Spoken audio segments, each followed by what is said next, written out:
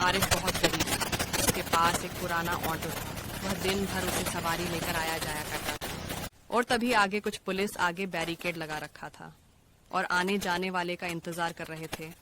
तभी driver Arif auto को जैसे सामने ले जाता है, उसके ऑटो को 3 पुलिस वाले रोक लेते हैं और उनमें से एक बड़े मूंछों वाला पुलिस ड्राइवर आरिफ पर चिल्लाते हुए आरिफ का शर्ट पकड़कर कहता है कि चल पंच, 1000 रुपये निकाल, क्योंकि तुमने ट्रैफिक नियमों का उल्लंघन किया है, तुम्हें जुर्माना भरना होगा। आरिफ कहता है, सर मैंने कौन सा ट्रैफिक नियमों का उल्लंघन किया है, मुझे जरा बताएंगे। या तो तू जुर्माना भर या तो तुम्हें हमारे साथ थाने चलना पड़ेगा।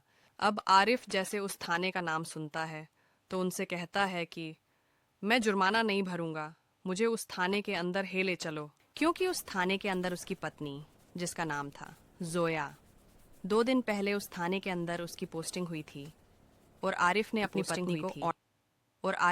पत्नी को ऑटो चलाकर पढ़ा लिखा कर इस काबिल बनाया तो था। उसे विश्वास था कि उसकी पत्नी उसकी मदद करेगी और पूछेगी कि कौन से ट्रैफिक नियमों का उल्लंघन किया है।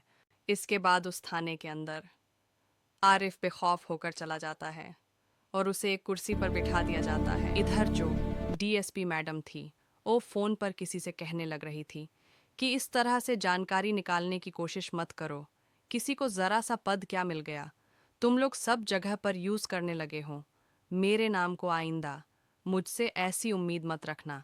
इस तरह की फटकार किसी को फोन से लगा रही थी।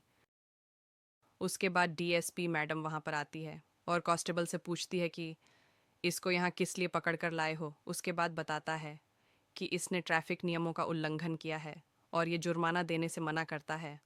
अब इसके बाद आरिफ आशा भरी निगाहों से अपनी पत्नी की तरफ मुस्कुराकर देख रहा था, लेकिन तभी उसकी पत्नी कहती हैं कि अगर यह जुर्माना नहीं देता है तो इसका ऑटो जब्त कर लो और इसको यहाँ से भगा दो।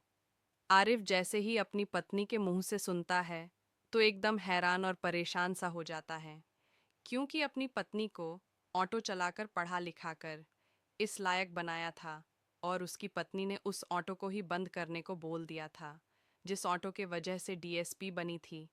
अब इसके बाद आरिफ मायूस हो जाता है और जोया की तरफ सूखी सी आंखों से देखता है।